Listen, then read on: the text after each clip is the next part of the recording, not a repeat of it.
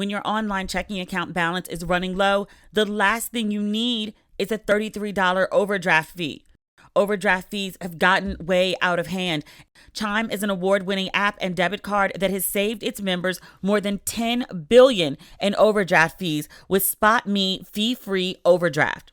My favorite thing about Chime is that you can get paid up to 2 days early with direct deposit. Now you deserve to have financial peace of mind. Join the millions of Americans already loving Chime. Sign up takes only 2 minutes and doesn't affect your credit score. Get started today at chime.com/ratchet. That's chime.com/ratchet. Banking services provided by and debit card issued by the Bancorp Bank or Stride Bank North America, members FDIC. Spot Me eligibility requirements apply. Overdraft only applies to debit card purchases and cash withdrawals. Limits start at $20 and may be increased up to $200 by Chime. Chime member overdraft fee savings based on eligible members' use of Spot Me versus $33 average overdraft fee. Overdraft fee data based on bank rate checking account survey and CRL June 2020 overdraft fees report. Ladies and gentlemen, boys and girls, and those who don't identify as either, you are listening to Ratchet and Respectable with Demetria L. Lucas. I apologize in advance for the sound of my voice this week, y'all. I've been gallivanting. I'm in New York this week, and I've been everywhere. Like, I went out last night and the night before that. And hell, the night before that, I was still in D.C., but, I've been out. I am drinking high-end wine and champagne, so no hangovers. But the gallivanting and the sipping and the lack of sleeping is taking a toll on my voice. So I apologize. I'm like, this is my moneymaker. I'm going to mess that up. At least I ain't smoking. I actually did that in D.C., went to a cigar bar. It took like 2 full washes to get the smell out of my hair. But that was D.C. I'm now in New York. I'm here through the end of the weekend, and I've been having an amazing time really doing nothing. Yesterday it was just a top 10 day. Like, I woke up this morning feeling like alive and exhilarated. Like, I went downstairs in my hotel to get coffee, and this is a very mundane thing to share, but I'm sharing it because, like, I was coming back up to my room and I got off the elevator and I was like, I am living my best life. Like, I am happy at a level 10. Like, it just kind of hit me. Like, I feel full. And I was like, I never feel this way in LA. But like yesterday, I got up early and I went to the Brooklyn Museum to meet my cousin Jason, ex-in-law, but nobody wins when the family feuds. But I went to the Brooklyn Museum to meet him to go to this Dior show. Beautiful gowns, literally beautiful gowns, like Dior gowns, like the structure, the tailoring, like, through the years, like it was a visual feast. Like, it was so completely amazing. I haven't been that awed by anything since maybe the first time I went to Disney as an adult. I hadn't been to Disney in like 25 years. I was awed, I think, when I met Princess Tiana. Like, I literally got choked up and was like, can I hug you? Like, the 8-year-old in me came out. That's what happened to me yesterday at this Dior exhibit. It is magical, mystical, wonderful, fantastical, like just all of the great things. I don't have enough wonderful things to say about it. It was just absolutely beautiful. I felt frenzied inside. It was great. Like, I literally gasped when I walked in 2 different rooms. The curator of that exhibit, whoever did the sets, I don't know if that's the right word because I'm speaking in like film, TV talk. I don't know museum life. It was just absolutely breathtaking. That's what I'm trying to say. So that's how I started my day. And then me, Jason, went to, I think it's Peach's Shrimp and Crab. I just go to the restaurant now. Like, I don't remember the name of it. I just go there. I think every time I'm in New York. Last time I was here, I did too. Because it has like my favorite dish. Like, there's like this shrimp and rice bowl. And Jason was like, what is it with the bowls? Like, that's some LA shit. No, I was obsessed with this bowl like before I left. And he was like, yeah, because you were moving to LA. You were preparing for your LA shit. He was like, we don't eat bowls of food. And I was like, of course we do. But then I was like, do we? as we as in New Yorkers. So we got something to eat. And then Jason is like renovating this house in Brooklyn. And I've been talking about moving back. And I was like, maybe I could like buy something in Dumbo or downtown. And Jason was like, yeah. So like the condo that you're going to buy over there, you could get a whole house like further in Brooklyn. Like, have you considered moving back to your old neighborhood and buying a house? Because things done changed over here. But he bought this really beautiful house and they're doing like a gut renovation. And so he was like, here are the possibilities. Like anything that you could possibly want is possible. And I was like, Left Jason, came back to the city and had to like catch up on like some life work-ish. My mom is actually on her way to New York right now. She's on the Amtrak as we speak. And I didn't get her a hotel room. Was supposed to do it when I was in Maryland. And I was like, it was a last minute thing for her to come up. And I hadn't gotten my hotel room. So I was like, I'll just get I'll get a hotel room for 2 nights just so I have a place to like crash when I first get to New York. And then I'll figure out the mom situation. Cause I was like, I think I'm going to have to switch hotels because I stay downtown when I come to the city. My mom would prefer to stay in Midtown. And I was like, I don't want to stay in Midtown. So I was like, maybe I'll move up there when she gets here. But like, I just waited to the last minute and then was trying to look at hotels online and like all the good stuff was gone. And I was like, oh my God, and this was yesterday. So I was like, I have to check out the hotel in the morning, and the hotel online doesn't have any more rooms. Neither does the backup hotel that I was like, I'll just move over there. And I was like, they're sold out. And I was like, oh my God, my mother's going to come to New York and I have no place for either of us to stay. I was like, do I have to call a friend? So I went down to the front desk and it's like a bunch of Black people at the front desk. When I checked in, I bonded with this Black guy over BMF. He randomly asked me about like Raising Kanan. And I was like, no, I haven't seen it. But I was like, have you seen BMF? I keep telling everybody about this show. Like, I'm a publicist for the show. Oddly enough, I was out with the publicist for the show 2 days ago. One of the publicists for Stars. Whatever. But I bonded with him the other day. So I went back down to him yesterday and I was like, I have mismanaged my life. And he was like, what's going on, sis? What can we do? And I was like, so my mother's coming in town and I need a double room for Friday. And then I need to move back to a single for Saturday because I hate sleeping in double rooms when it's just me. And I was like, do you have rooms? Tell me you have rooms. And he was like, I got you. And then he looked in the system and he was like, woo, we wild right now. He told me the prices for the night. And I was like, are you serious? And he was like, yeah, we tripping. He offered me Prosecco to soothe me. He was like, you want some Prosecco? Like before I like turn over my card for this amount. And I was like, I don't have a choice. I don't want to switch hotels. Like, so I'll pay for it. So he was like, all right. So my mother is on her way to New York. She has a place to stay. All is right with the world. Oh, happy 45th anniversary to my parents. My mom is coming up tonight. We're going to the Black People Opera, but she has to return home on Saturday because it is her 45th anniversary. And my mother reminded me, she was like, I can't stay on Saturday. I have to take an early train because it's my anniversary and I have to be with my husband. And I'm like, you're calling this man your husband? Like, I don't know. Like, sometimes people are like, especially the newly married, will always be like, my husband this, my husband that, my husband this. It would be like, you mean like Dave? Like, we know Dave. You could just call Dave Dave. Like, we were at the wedding. Like, we know that y'all got married. But she's like, 45 years in. She only does this around our anniversary. But she was like, I have to be home for my husband for our anniversary. And I was like, you mean daddy? And she was like, he was my husband before he was your father. And I was like, okay, all right, okay, all right. So I took care of mom. And then I had cocktails with my publicist, Michelle Huff. She did the publicity for a Belle in Brooklyn.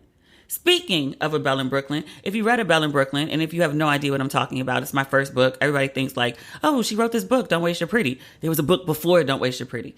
Like 3 years before Don't Waste Your Pretty, a Belle in Brooklyn. It was a memoir of dating in my 20s. And it's basically an ode to this guy that I dated off and on for most of my 20s. He makes several appearances in the book. I mean, there's like chapters about him. Until like Wednesday, I hadn't spoken to him in 3 years for various reasons. We got into a fight and I was like, never speak to me again. But Mercury is in retrograde, or Gatorade, as some of my friends like to say. And I texted him and I was like, hi, it's been 3 years. And he hit me back and was like, hello, Demetria. And I was like, oh shit. So I was like, I'm in your city until Sunday. And he responded with his itinerary. So, So I've been also hanging out with him. I'm skipping that entire entire story. We're moving along. Had cocktails at this really cute champagne bar. And then after Michelle, have you ever heard me talk about my friend who looks like Jesus? I think last time I was in New York, I mentioned running into him. But like, he really looks like Jesus. Hair like wool, skin like brass. Like, he's Jamaican. He has like this amazing bone structure. Like, we used to hang out in our 20s. Like, women would like openly gasp for this man. Like, he's gorgeous. But he's like my brother. But I hung out with him. And then we tried to go to Miss Lily's last night. And I was like, we are doing the most right now. And he's like, isn't it great? And he was like, I'll be in the house for the rest of the week. And I was like, once I get back to LA, I probably won't leave my house for like 2 weeks, other than doing like running errands and doing postal runs, because I'm like extroverted out. I have to go back to introvert mode to like, you know, even myself out. But like, everything I've described to you is like a bunch of nothing. It's like just hanging out with great people, having good food, having good drinks. And I was like, that's living at a 10 for me. I really don't need much. I'm so happy right now. I woke up this morning, was like playing the Isley Brothers. Whole nother story. Moving along. What is going on? What do we need to talk about? Oh, I have more good news. I think most of our show today is good news, with the exception of Don Lemon. But we'll get to that. Yesterday was National Podcast Day. I saw many of you tagging and mentioning Ratchet and Respectable as your favorite podcast, which thank you. Our numbers are really, really good right now. There's a lot of new listeners, I think. I don't know where y'all came from, but welcome. Thank you for listening. Also, I got a text from a friend, and she was like, congratulations. And I was like, thank you. For what? Like, and I'm thinking it has something to do with like, you know, National Podcast Day or something, which I totally, by the way, didn't know was a thing. I thought she was congratulating me for that. And she was like, you made the Ebony 100 list.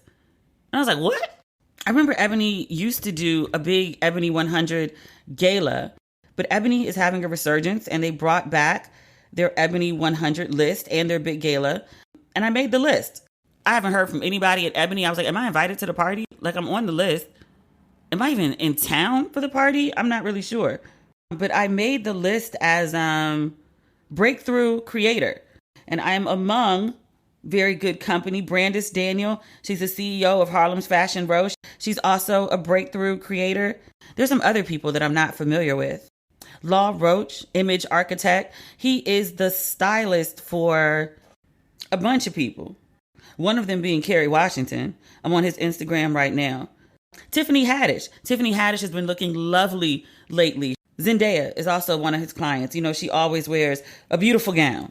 He's a really nice guy. Like many years ago, I did a BET after show with him and Eva and Karuchi. Really dope dude. Witty as fuck. But he's also on this list as a breakthrough creator. And Misha Green. We talk about Misha Green. I feels like every episode because I'm obsessed with Misha Green. But Misha Green is the creator of Underground, which is one of my favorite shows. And then also Lovecraft Country, which was also one of my favorite shows. So yes, very honored to be on the list. I'll be looking in the mail, Ebony, for my invite to your big ball. See if I can get a beautiful gown situation together for the big ball. That would be exciting. What else is going on? Oh, you all don't know this because I haven't run the interview yet. I interviewed Joan Morgan because I'm obsessed with Joan Morgan.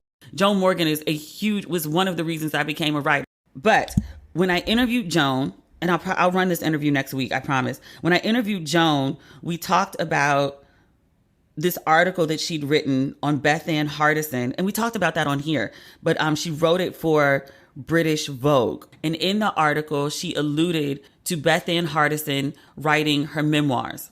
And I'm obsessed with Bethann Hardison. She is, I think to call her a friend would not be accurate. She's more like a mentor.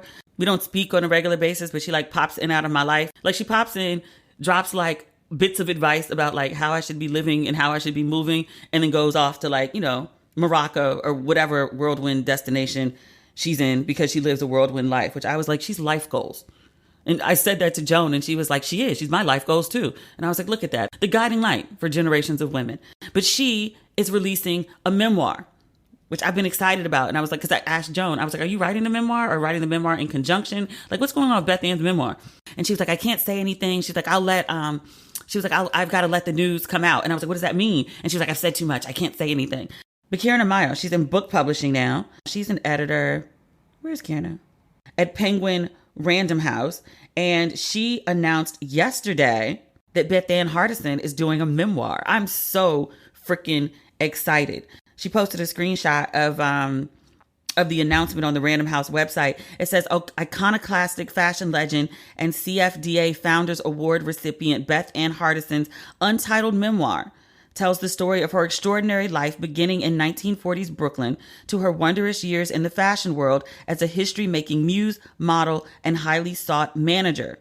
Delving into the author's vibrant memories of famous friendships, daughterhood and motherhood, passionate loves, and living abroad, this book will reveal and distill the essential ethos and life philosophies of a maverick woman of her own invention, a lifelong diversity champion whose irreverent spirit and uncommon ideas continue to influence fashion, and with it, American culture.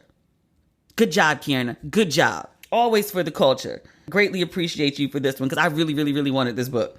That's definitely going on my coffee table. Just let me know when it's on sale. When your online checking account balance is running low, the last thing you need is a $33 overdraft fee. Overdraft fees have gotten way out of hand. In 2019, traditional banks took $11 billion in overdraft fees. Chime does things differently. Chime is an award-winning app and debit card that has saved its members more than $10 billion in overdraft fees with Spot Me fee-free overdraft. Eligible members can overdraft up to $200 on debit card purchases and cash withdrawals with absolutely no fees.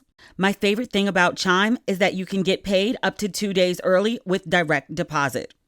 Now you deserve to have financial peace of mind. Join the millions of Americans already loving Chime. Sign up takes only 2 minutes and doesn't affect your credit score. Get started today at chime.com/ratchet. That's chime.com/ratchet. Banking services provided by and debit card issued by the Bancorp Bank or Stride Bank North America, members FDIC. Spot Me eligibility requirements apply. Overdraft only applies to debit card purchases and cash withdrawals. Limits start at $20 and may be increased up to $200 by Chime. Chime member overdraft fee savings based on eligible members' use of Spot Me versus $33 average overdraft fee. Overdraft fee data based on bank rate checking account survey and CRL June 2020 overdraft fees report. I used to think my skin goals were unattainable. I would get really bad breakouts and my skin was so uneven. Thankfully, I found Curology. Whether you're trying to take control of acne or if acne is no longer your top skin concern, fine lines, dark spots, occasional breakouts, or clogged pores, Curology will customize a prescription formula with 3 active ingredients picked for you to tackle your skincare needs. Right now, I'm just trying to get clear, even skin. To get your treatment plan, start by answering questions online about your skin and sending in a couple selfies to Curology. Next, Curology matches you with a licensed dermatology provider who gets to know your skin. And if it's a good fit, you'll get a customized prescription cream to address your acne, fine lines, dark spots, and more. Then, Curology sets you up with a personalized treatment plan and ships your custom formula right to your door. Since I've started using Curology, my skin is blemish-free. Take control of acne, dark spots, breakouts, or whatever your unique concerns may be with a powerful skincare treatment made for you today. Go to Curology.com/ratchet for a free 30-day trial. Just pay for shipping and handling. That's Curology.com/ratchet to unlock your free 30-day trial. See Curology.com for all the details. Thank you, Curology, for sponsoring this episode. More good Black news. Tarana Burke. Did we say this before? I think I talked about when her book came out. Did I tell you it made the New York Times bestseller? I think she's made a New York Times bestseller twice in the same year. She had a previous book that came out, and the name escapes me as I sit here thinking about it. When she came on the show to talk about it, and then we also had Tanya Denise Field. She came on the show to talk about the book because the book was so freaking amazing. It was a series of essays. The previous book was with Brene Brown. It's called You Are Your Best Thing. But congratulations to my friend Tarana Burke. I brought the book with me to the East Coast, and I intended that I would have downtime to sit and read it. I was like, if not on the plane, then at a coffee shop or something. Like, I really thought that I was going to come to New York and have downtime. That was so optimistic of me. It's never going to happen. No, it's not going to happen on the plane ride back. Maybe it'll happen in Mexico. I'm just going to travel around the world with Tarana's book until I get a chance to read it because I really, really, really want to read it. And I've invited her on the show. So I have to read it before she comes on the show. Also, congratulations to Tabitha Brown. Her new book just came out, Feeding the Soul, Because It's My Business, Finding Our Way to Joy, Love, and Freedom. I told you I interviewed Tabitha for a publication. I wish I could tell you about it, and I wish I could tell you about the interview, but I can't scoop the publication. I don't think the issue comes out until mid-October. I've seen the layout for it. Tabitha's pictures look absolutely amazing. I think this is the look that we haven't seen from her before. So I'm highly anticipating sharing that issue. It's also the reason I didn't invite her to come on the podcast. I think she'd come. But she is in the middle of her book tour right now. The New York Times list has not come out. I guarantee you she's going to be on it next week. Her book tour, the numbers that she's doing, the crowds that she's bringing in are amazing. I'm so happy for her. She's one of my favorite social media follows. And I can tell you this, because she talks about this like very publicly. She's been on the journey to be where she is in this moment for 23 years. Like she stayed the course. There was ups and downs, as life tends to have, but she stayed the course and traced her dream and listened to God.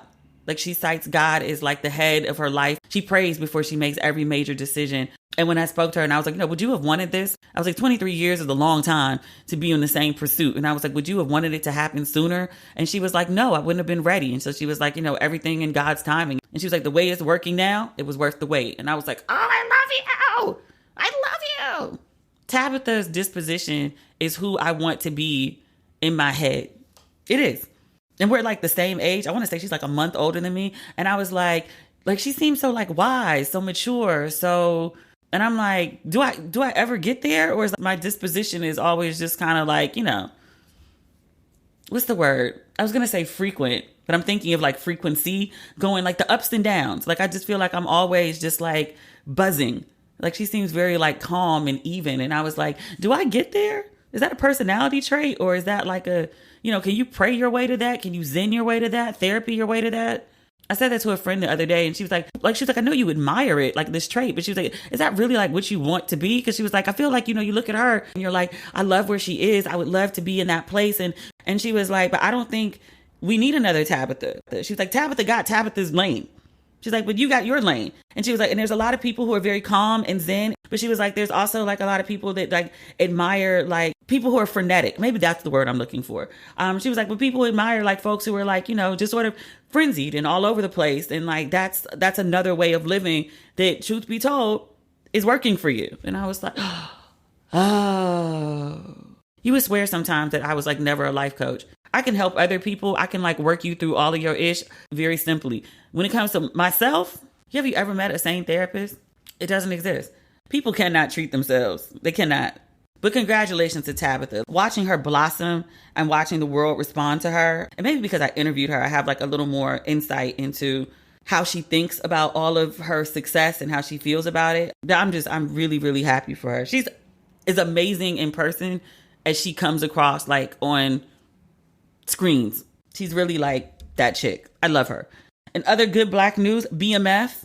I talked about BMF at the beginning of this podcast. BMF has been renewed for a second season. But last episode, I think I was like raving about BMF. And a bunch of y'all wrote in and was like, really, D, BMF? The show is ungood. And I was like, you don't like it? They were like, the acting is terrible. I was like, really? I love it. I love it. You know what I don't love? I feel so bad saying this. Don't hate me. I don't love our kind of people. I watched the first episode and I understand pilot episodes, especially as a writer, are very, very difficult to write and construct. Like you're trying to like build a world and introduce all these new characters and create reasons for the audience to care about them. And you've got to create enough story that the audience wants to tune in for episode 2. I'm going to watch it because I want to support the working Blacks. I believe in supporting the Blacks on TV. And the last episode I saw, episode 2, Morris Chestnut and Lance Gross did both take their shirts off. And I was like, this is wonderful television. It's fascinating, but it's not very good. It's not very good. I'm sorry. And I'm not the only person to think so. Like, Panama just wrote this piece for The Root. And I think the title was something terrible. And I was like, Panama. Hold on. Panama, The Root, our kind. It was something like, these are not my kind of people. And I was like, oh. The title of the piece is, Our Kind of People is a treasure trove of good writing and solid acting. Just kidding. It's terrible and I love it. He said, the fact that the show is stereotyping rich black people provides lots of shenanigans and fodder. They must maintain power and wealth after all. But it veers heavily into what the fuck territory, since the storyline actually seems to be more or less thrown together as it goes along. You almost can't see shit coming, even with the trailer indicating. I hate him. So you almost can't see shit coming. Even with the trailer indicating what's coming next week. All of the stuff you'd think would land as a proper plot point gets tossed out by the characters up front. There is no mystery. Some shit went down years ago, and Angela has come a calling to address it, even if she doesn't realize it at first. Hold on. He said, the writing thus far on Our Kind of People is horrible, and the acting does the best it can, but trash material makes for goofy shows. Oh, God. Why is he this funny? Oh, let me say this. I don't like the show, but one of the reasons I have to watch the show, I mean, in addition to, like, you know, supporting the blacks and wanting to see, like, you know, again, the Morris and the Lance take their shirts off. When I was in writing school... I'm sorry, I can't stop laughing. When I was in writing school, my instructor was like, you should watch the first 5 minutes of as many new shows as you possibly can, because you are in school to get a show on the air. The shows that you're watching means somebody made a pitch, wrote a pilot, went through all the background BS that it takes to actually get a show from conception to on air. They did what you're trying to do. So you can learn something from whatever that process is. So I look at Our Kind of People, especially as a writer, and be like, yo, really? I acknowledge that Lee Daniels has had several successful shows on the air. This is the most recent. And I believe the ratings are good because, like, everyone's talking about it, even if they're dragging it, which I was like, we've seen this before, because that was kind of what happened with Empire. Like, he just gives so much plot, but, like, people are always talking about the crazy shit that happens in his shows. He has a method. It's wild, but it's successful. In other good news, Bridgerton, they've released a first look for season 2. We talked about how, like, the Duke of Hastings is not coming back, and a bunch of people were like, I'm not watching the show. I only watch for, like, the hot black guy that kept, like, you know, flashing his ass. Which, yes, although I really do like Bridgerton. Like, sometimes I put it on before I go to bed. Like, I just like their accents. They're, like, comforting to me. But this new episode, because the first season was the big family and the plain white girl. She's pretty. She's plain though. But the plain white girl from the family who was, like, looking for a love match during, like, love match season. And so this season is about one of her brothers. I was looking at some of the reactions the other day, and people were like, this dude is not hot. Like, why are we going to be interested in this? And I was like, he's giving me Fitz. I didn't really think Fitz was that hot. I thought, what's the other guy? The guy who was, like, Fitz's best friend, the blonde. I can't remember his name. It's been so long. I thought he was hot. But there was something about Fitz. Like, Olivia was into Fitz, and over time I was like, okay, girl, Fitz it is. But I feel like this guy is gonna, like, give us Fitz. He'll have enough personality. Although I didn't really like Fitz's personality. I say all this to say, I watched the little short video clip, and I was like, it's giving Fitz. That said, it seems the love interest for the not Fitz guy on Bridgerton is a black girl. And it also seems like there's 3 new black women being introduced into the storyline. So I was like, oh, well, you got me now. You gave me hot black dude last time. Now you're giving me 3 black heroines. And I was like, okay, I'm good. I'm in. I'm waiting for the think pieces, because I know they're coming, about how mainstream media doesn't really show black people being in love. And that, like, interracial romance is, like, all the rage. Like, you see it a lot in commercials. I've seen think pieces about that. But I was like, oh, I'm just waiting for the think pieces about this black woman and this white man. And I was like, oh, are we going to go, like, the bedwench thing again, like we did with Olivia Pope? Or have we moved beyond that? I don't know. Sometimes I think we progressed, and then I see, like, the think pieces, and I was like, no, we haven't. We're regressing, as a matter of fact. But the new black girls are really cute. They're visibly brown, too. CBD can do so much to support wellness, such as managing pain and inflammation. But not all CBD is created equal, and so many companies lack transparency. Not to mention, some products just aren't enjoyable to use. That's why I recommend Onyx and Rose, the premium CBD company that I can trust. And it's the highlight of my daily routine. Onyx and Rose has amazing CBD oils, balms, and gummies that can aid in stress and joint pain. Plus, they have an incredible skincare line that can help reduce the signs of aging, soothe stressed out skin, and more. All Onyx and Rose products are non-psychoactive, so you can experience the therapeutic benefits of CBD without the side effects. Using Onyx and Rose is a whole new experience. It's so much more than just taking a supplement or using a product. It really feels like self-care. And shallow, I know, but all the Onyx and Rose products are so beautiful. I leave them out on my counter so I actually remember to use them. Trust me, Onyx and Rose will be your new favorite CBD brand. I have an awesome deal to get you started. 20% off your first purchase. Just go to my special URL, onyxandrose.com/ratchet, and use promo code RATCHET.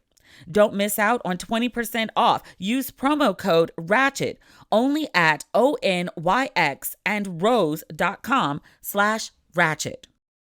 Sometimes when things get overwhelming, taking care of yourself is the first thing to go. But even if all you can spare is 15 minutes, you can seamlessly fit cardio and strength classes into your routine with Peloton.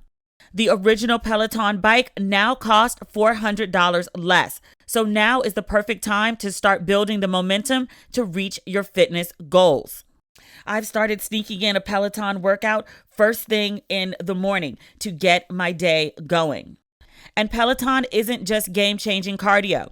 Add a strength class to your ride or combine cardio and strength into one workout with Bike Bootcamp to get a total body fitness experience. Peloton meets you at every step in your fitness journey. Choose from a wide range of classes that keep you challenged as you progress. Experience motivation like never before with the Peloton bike, now $400 less. Go to onepeloton.com to learn more. That's ONEPELOTON.com. What else do I have on this list? Oh, I have this Ellen Pompeo mess. Did you see Ellen Pompeo? I really have no idea who this woman is. I just know she's on Grey's Anatomy. And she told this story about basically acting like a whole Karen on the set of Grey's Anatomy because Denzel was directing and she didn't like the way a character was playing a part in her scene. And so she corrected the person. And then Denzel flipped because he was like, you as the actor, don't tell the other actor how to act. That's my job as the director. And they had this whole back and forth where she basically acted an ass. She was like, I've been on Grey's Anatomy forever. You're new here. You're just a guest director. Like, you don't even know where the fucking bathroom is. I know her version is like, I want to say she's called Denzel Washington a motherfucker. And I was like, girl, what? Why would you tell people this? Like, you're dead ass wrong. And I think the way she told the story, I haven't listened to the podcast episode where she shared it, but I just seen like people talking about it. And I was like, why would you go tell this story about you acting an ass on someone and while telling it, not acknowledge that you acted an ass? Like, I could see if she was like, yo, I was on set once and, you know, like Hollywood was really going to my head and like I like wilded out on Denzel Washington. Like I really lost my mind. And then people were like, okay, what seems you learned from it? But like the way she's told the story is like it was normal behavior for her. She didn't see anything wrong with what she did. And then on top of flipping on Denzel, the Pauletta, Denzel's wife, comes on set and she tells Pauletta what her husband did. Like she's tattletelling to Pauletta about her husband. And I was like, did you think Pauletta was going to empathize with you and be like, oh, I'll talk to him? Like, girl, what? You thought this black woman was going to hear your story about how you cursed out her husband and was going to do what? Like side with you? Girl. That she's being dragged left and right. And I was like, you did that to yourself. You got on your own show and told this story about you acting an ass and didn't see nothing wrong with it. And now people are dragging you. You could have sat in the car and ate your food and you wouldn't have to deal with this. But no. What else? Oh, the Super Bowl. There's a lot of good black news this week. This makes me very happy. The performers for the Super Bowl were announced yesterday. The friend who sent me the announcement, because he knows I'm traveling, so he just makes sure I'm in the loop. But the friend who sent this to me was like, let's talk about who's on the lineup first. It's Dr. Dre, Snoop, Eminem, Mary J. Blige, and Kendrick Lamar. I was like, holy shit. That's a hell of a lineup. Yo, whoever is working the censor button that day, they about to have a real bad day. Whatever network this is on, they should just get the fines in order now. Just start saving up for the fine money, because FCC is about to fine you. You might get away from no cursing from Mary, but everybody else is going to at least let one F-bomb out. They just have to. It's just the way it is. The friend who sent it to me was like, we give Dr. Dre like a lot of grace, given his, repeated accusations or confirmations of beating women. Definitely Miss Chalet, definitely D. Barnes. Did his wife accuse him of being violent too? But I was like, yeah, like you are well known to like beat on women, sir. And you still get the halftime show at the Super Bowl? Really? And I like Dr. Dre's music. I sang his praises a couple weeks ago, and we talked about Diddy was like, oh, I'm not doing a versus with Jermaine Dupri.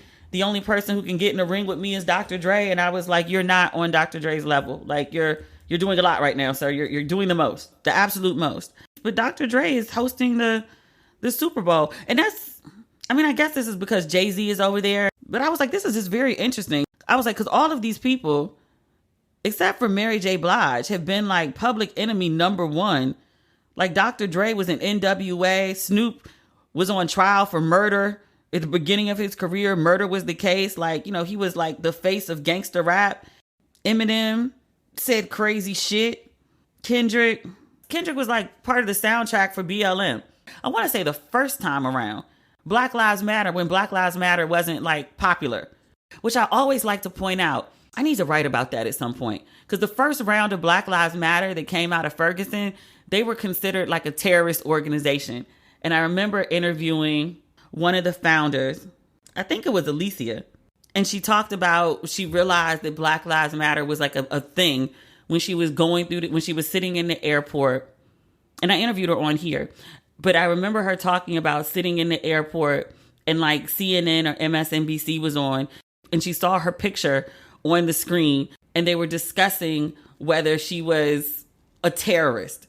And she was like, what? I just want people to stop killing Black people. She was like, I'm not trying to bomb anything. I'm not trying to terrorize people. I'm literally on some stop killing us. And I'm being called a terrorist?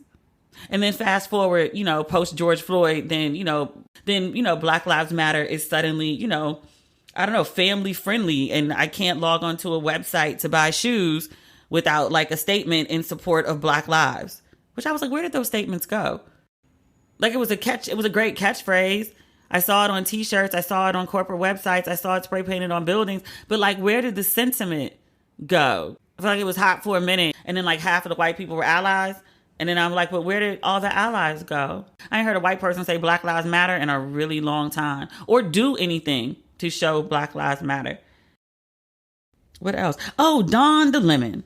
We need to talk about Don the Lemon. So I guess CNN, they must be aware by now that there are targeted attacks on their anchors. I want to acknowledge that I think it's a coordinated attack, that an organization, because this is more than just one supervillain sitting in a room, like rubbing their hands together and laughing wickedly. They're clearly coming for them. I think you can acknowledge that it's a coordinated attack, and then also acknowledge that they did or are likely to have done the shit that they are accused of. In the case of Chris Cuomo, it was an accusation plus the screenshot receipt, plus Chris Cuomo being like, yeah, I did that shit in 2005 and I apologized for it and meant it. What Don Lemon is accused of, Don Lemon has flatly said, he was like, this is unfounded. I didn't do this shit. I don't know where this is coming from. But there's a whole lawsuit. I kept seeing people talking about Don Lemon, and I was like, what did Don do now? Because I've been like on the road, so I haven't really been paying attention. So I had to look up the story. Don Lemon, you know what? Let me read it from a respectable site. Because if I tell you what it is, you can be like, Demetria, you making that shit up. Because what I read was Don Lemon was at an event and he put his hands down his own pants on his dick. He removed said hand and he took his index finger and middle finger and shoved it into a man's face and asked him, do you like pussy or dick? I was like, what? What? Let me read this from a respectable site. Because you be like, Demetria, that's some bullshit. You are making this up. Don the Lemon would never. And I'm not saying he did. I want to acknowledge that Don says he ain't do that shit. I also want to acknowledge that I be watching a New Year's Eve show on CNN. Don Lemon be getting fucked up. And I was like, if you're getting this fucked up while working on camera on an international broadcast, what is your social life like on a regular basis? I'm not saying Don has a drinking problem. I'm saying Don clearly likes to party, which is fine. I told y'all at the beginning of this podcast, like, I've been out the last 3 nights. Going out tonight too, and tomorrow. But I was like, Don Lemon be getting lit, and lit people be doing crazy shit. And I was like, it wouldn't surprise me if this story was true. Which again, Don says it ain't. Let's look up this story on a legitimate site and make sure we get the details right, because that's a wild accusation. A lot of the mainstream news is not talking about it. I had to read the story on, I want to say Fox. I don't really like Fox News, but they went and got the documents for the lawsuit to talk about what Don has been up to, allegedly. It's a man named Dustin Heiss. He actually filed this lawsuit 2 years ago, and I guess it's coming into court now. But he says he was at a bar in New York's Long Island in the summer of 2018. Again, I'm reading this from Fox, and they have quotes from the lawsuit, which was filed in Suffolk County Court. This is the guy's description that I'm reading to you. He says, Lemon put his hand down the front of his own shorts and vigorously rubbed his genitalia, removed his hand, and shoved his index and middle fingers into plaintiff's mustache and under plaintiff's nose. Lemon intensely pushed his fingers against plaintiff's face under plaintiff's nose, forcing plaintiff's head thrust backwards. As defendant, that's Don, repeatedly asked plaintiff, that's the man, do you like pussy or dick? While saying this, Mr. Lemon continued to shove his fingers into plaintiff's face with aggression and hostility. Again, Lemon has denied all wrongdoing and has called the suit, quote, frivolous. That's a lot. Maybe he did it, maybe he didn't. I don't know. As a rule, I don't vouch for men's character. I think men are capable of like a lot of shit. And I've just seen way too many women jump out and be like, he never would. And then the receipts show that he would, could, and did. And the woman who jumps in the middle of it always takes more heat than the man who actually did it. The woman defending the man is always the one who's scapegoated as the problem. I'm like, well, she didn't rape. She didn't harass. She defended a harasser and a rapist, which is bad. But that's not nearly as bad as actual, rape and harassment. Like, let's get our priorities straight, people. But yeah, maybe he did that shit. Maybe he didn't. I don't know. I hope it's not true, because that's kind of crazy and wild. I was like, I don't understand like how this got to this point. Like if this did happen, I was like, why didn't he just like pay the man off and have him sign an NDA? But I say that about a bunch of shit that comes to public light. Yeah, I guess if people always make good decisions, which I don't, life would be a lot less interesting. We wouldn't have much to talk about on this show. It'd just be all respectable. I hope the Don didn't do that. But if he did, I wouldn't be surprised. To be honest with you. Yeah. All right, y'all. I am about to head out for the day. I got to go pick my mama up from the Amtrak. When I used to live here, my mom would come up on the train, get at Penn Station. She would get on the train by herself, the subway, and she would come to Brooklyn, and she would call me when she came out the train station, and I would meet her around the corner and get her bags and walk her to my apartment. Okay. My mom told me that she's coming up on the train and I have to come meet her at Penn Station. And I was like, Mommy, get in an Uber, get a cab. And she was like, no, come get your mother at Penn Station. So I am leaving now because it's Friday, 9:15. I am leaving now to go get my mother from Penn Station. We'll talk again next week. I'll be back in LA. Hopefully my life will be back to normal. Kind of. Not really. Got a bunch of ish to do when I get home. So, yeah.